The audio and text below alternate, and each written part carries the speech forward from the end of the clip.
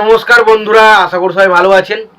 তো বন্ধুরা, এখন যে ছবিটার বিষয়ে কথা বলা সেটা হচ্ছে মিঠুন চক্রবর্তীর অভিনীত একটি সিনেমা। মিঠুন চক্রবর্তী, অনিতা রাজ, তারপর আরও সব রয়েছে, শক্তি কাপুর, অমরেশ পুরী, সবাই রয়েছে। যে ছবিটার নাম হচ্ছে কর্মযুদ্ধ ছবিটার নাম। এবার যে ছবিটা রিলিজ করেছিল 1985 সালে। তো সেই ছবিটাকে নিয়ে এখন কথা বলবো, এবং ছবিটার পরিচালক ছিলেন স্বরূপ কুমার।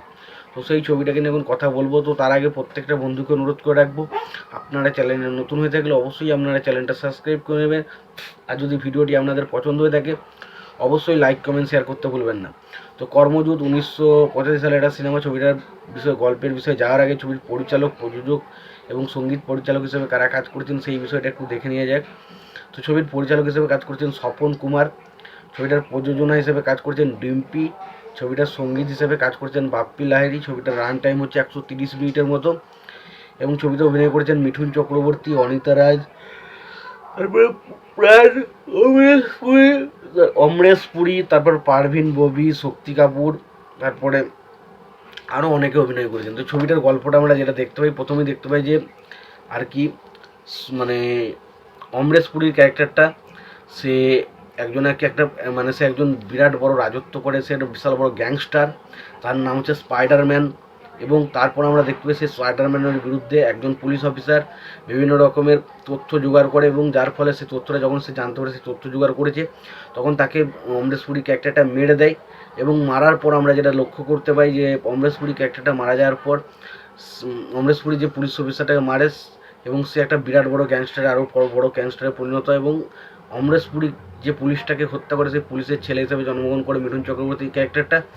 এবং সে ঠিক করে যে পরবর্তী সময় সেও পুলিশ হবে, এবং সে কিন্তু অমরেশ পুরীর যে গ্যাংটা রয়েছে সেটাকে পুরো শেষ করে দেবে, এবং সেটাকে রুখতে তিরকে কার সাথে যোগদান করতে হয়, কী করতে হয়, এবং কার সাথে কীভাবে কী করতে হয়, সেই সমস্ত কিছু নিয়ে হচ্ছে কথা।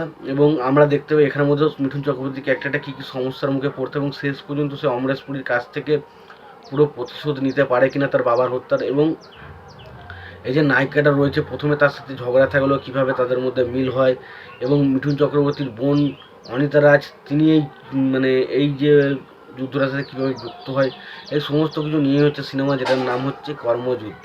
তো খুবই ভালো একটা সিনেমা। সিনেমার মধ্যে অ্যাকশন রয়েছে ভরপুর। মিঠুন চক্রবর্তীর অ্যাকশন সিনগুলো বলি বা ডায়লগগুলো বলি, সেগুলো দেখতে হেভি লাগে।